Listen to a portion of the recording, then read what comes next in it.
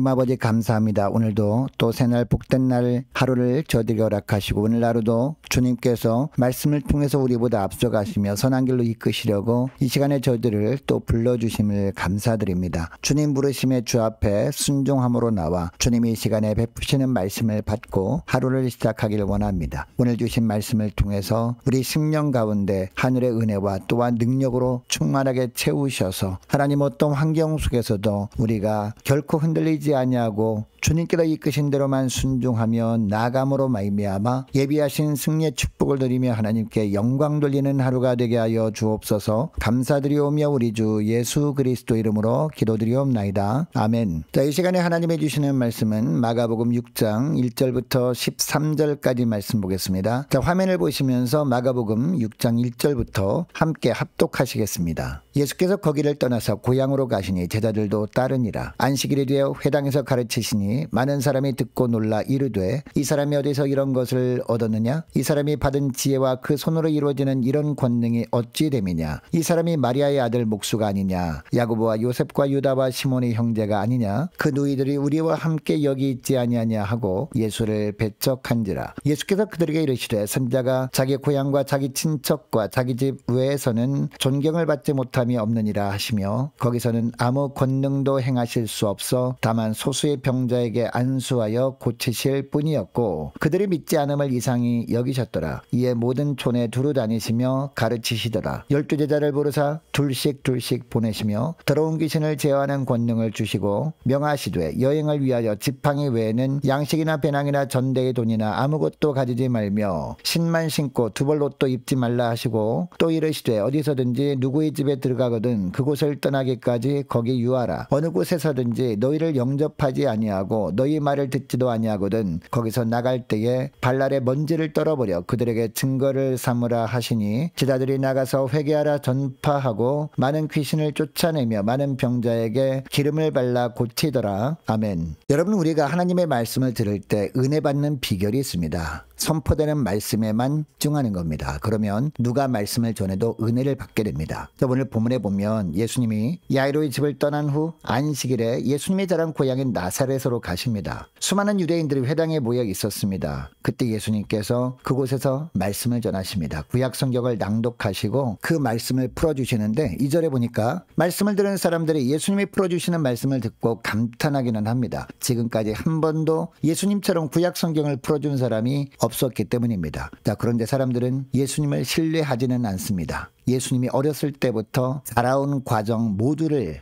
다 지켜봐 왔기 때문이죠. 그래서 2절부터 3절까지 말씀을 보면 뭐라고 합니까? 이 사람이 어디서 이런 것을 얻었느냐? 이 사람이 받은 지혜와 그 손으로 이루어지는 이런 권능이 어찌 됨이냐? 이 사람이 마리아의 아들 목수가 아니냐? 야고보와 요셉과 유다와 시몬의 형제가 아니냐? 그 누이들이 우리와 함께 여기 있지 아니하냐 하고 예수를 배척한지라 라고 하고 있습니다. 자기들이 볼 때는 예수님이 나사렛에 사는 평범한 청년들 중에 한 명일 뿐이라고 생각한 겁니다. 여러분, 나사렛에 올 때까지 주님은 말씀을 전한 후에 항상 그 말씀이 하나님께로부터 왔다는 것을 이적과 기적을 통해서 증거해 주셨습니다. 그래서 예수님의 선포하시는 말씀을 듣고 많은 사람들이 예수님의 권위를 인정했던 겁니다. 이런 사람들에게 예수님은 하나님만이 하실 수 있는 기적을 보여주심으로 말미암아 예수님은 이 땅에 하나님의 아들로 오셨음을 알게 하셨습니다. 자, 그런데 예수님은 자신의 고향이었던 갈릴리 나사렛에서는 이적을 행하지 않으십니다. 왜냐? 예수님의 권위를 사람들이 인정해 주기는커녕 예수님을 배척했기 때문입니다. 여러분, 그래서 예수님은 어떻게 하십니까? 4절에 보니까 선지자가 자기 고향과 자기 친척과 자기 집 외에는 존경을 받지 못함이 없느니라 라고 하시면서 나사렛에서는 기적을 보여주시지 않으십니다. 여러분, 기적은 말씀을 통해 예수님의 권위를 인정하는 사람들에게만 주셨던 은혜였습니다. 그런데 나사렛 사람들은 말씀을 선포하시는 예수님의 권위를 인정해 주기는커녕 배척해버렸습니다. 그래서 그들에게는 예수님이 하나님의 아들이시라는 증거인 기적을 보여주실 필요가 없었던 겁니다. 여러분, 나사렛 사람들은요, 예수님에 대한 자신들의 선입견 때문에 특별한 은혜를 누릴 수 있는 기회를 스스로 발로 차버린 것이었습니다. 여러분, 오늘날도 마찬가지입니다. 주님께서 우리에게 특별히 말씀을 통해서 은혜를 베풀고자 하실 때 그 은혜를 받을 수 있는 비결이 뭔지 아십니까? 그 말씀을 증가하는 자에게 하나님께서 권위를 부어주셔서 하나님께서 그 말씀을 증가하는 자를 통해서 나에게 그 말씀을 하시는 것으로 받아들여야 되는 겁니다. 이렇게 될 때 말씀을 증가하는 자가 어떤 사람이든지 그 사람의 입술을 통해서 선포되는 말씀을 통해서 하나님께서 부어주시고자 하시는 은혜를 낼 수 있는 것이죠. 아무쪼록 저와 여러분은 누가 말씀을 전해도 성경에서 벗어난 말씀만 전하지 않는다면 설교자의 권위를 존중하실 수 있기를 원합니다. 그래서 말씀을 들을 때마다 그 선포되는 말씀과 함께 임하는 하나님의 은혜를 날마다 풍성하게 체험하는 저와 여러분 되어주시기를 축복합니다. 자, 계속해서 7절 말씀을 더 보니까요, 예수님은 12제자를 다시 불러 모으십니다. 그리고 둘씩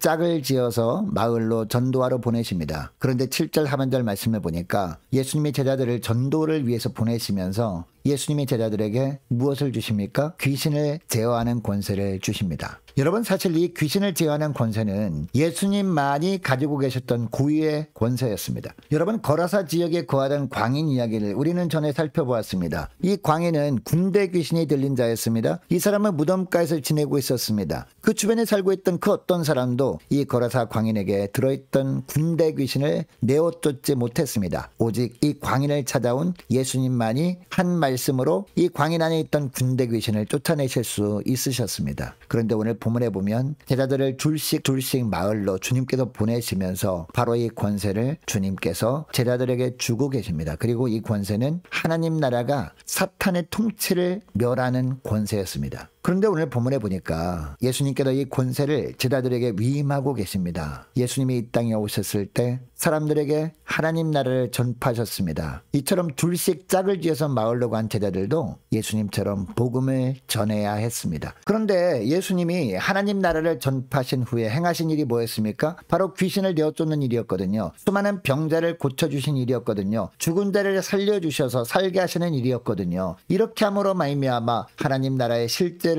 보여주신 겁니다. 다른 표현으로 하면 빛을 비춤으로 말미암아 어둠이 물러가는 것을 보여주신 것이었습니다. 여러분, 주님께서 행하신 이런 사역은요, 주님이 십자가에 죽으시고 부활 승천하신 후에도 계속되어야 하는 사역이었습니다. 그래서 주님은 오늘 본문에서 제자들에게 이 사역을 위임하고 계시는 겁니다. 그런데 이 일을 위해서 가장 필요한 하늘의 권세, 예수님만이 가지고 계셨던 권세까지 주시면서 주님은 제자들에게 이 일을 맡기고 계십니다. 물론 제자들이 참 빛은 아니었습니다. 그러나 참 빛이신 예수님을 믿음으로 참 빛을 받게 되었습니다. 이제 그 빛을 다른 어두운 곳으로 반사하는 자들이 제자들임을 주님은 오늘 본문을 통해서 알려주고 계십니다. 여러분, 그런데 제자들이 이 일을 하기 위해서 제자들에게 요구되는 조건이 뭐였습니까? 바로 믿음이었습니다. 그래서 주님은 8절 9절에서 말씀하시죠. 뭐라고 하십니까? 명하시되 여행을 위하여 지팡이 외에는 양식이나 배낭이나 전대의 돈이나 아무것도 가지지 말며 신만 신고 두 벌 옷도 입지 말라 라고 하십니다.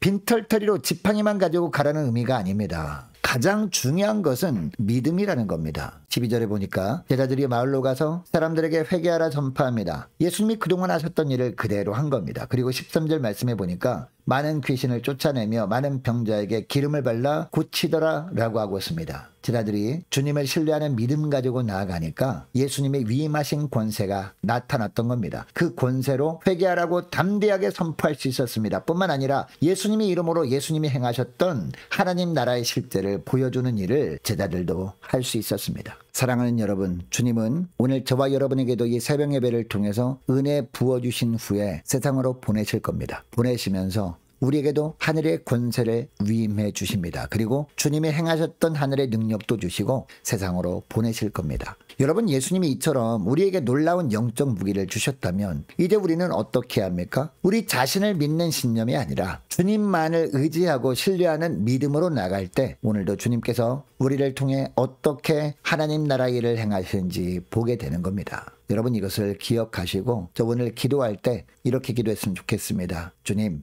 말씀을 들을 때마다 선입견을 버리고 선포되는 말씀을 하나님이 주시는 말씀으로 받겠사오니 말씀의 능력을 날마다 오늘 하루도 체험하며 살게 달라고 간절히 기도하길 원합니다. 어떤 상황 속에서도 오직 믿음으로 살겠사오니 오늘도 주님이 일하시는 도구가 되게 하옵소서. 간절히 기도하는 이 새벽 될 수 있기를 축복합니다. 자, 계속해서 기도하기를 원하는 것은 기도로 깨어있는 교회와 성도들 되게 달라고 간절히 기도하기를 원하고 맡겨진 사역 잘 감당할 수 있는 환경과 여건 허락해달라고 또한 도울 자를 많이 붙여달라고 함께 기도하기를 원하고요. 유초동부 청고동부 청년부를 위해서 남녀 전도회와 각 구역을 위해서 함께 기도하기를 원합니다. 또한 많은 환우들을 위해서 기도해 주시기 바랍니다. 군복무 중인 유호성 형제를 위해서 취업을 앞둔 청년들과 우리 성사님들 가정들 나라와 민족과 우리 교회 앞날을 위해서 또 저와 여러분이 가지고 나온 기도 제목을 놓고 우리 함께 기도하기를 원합니다. 기도하겠습니다.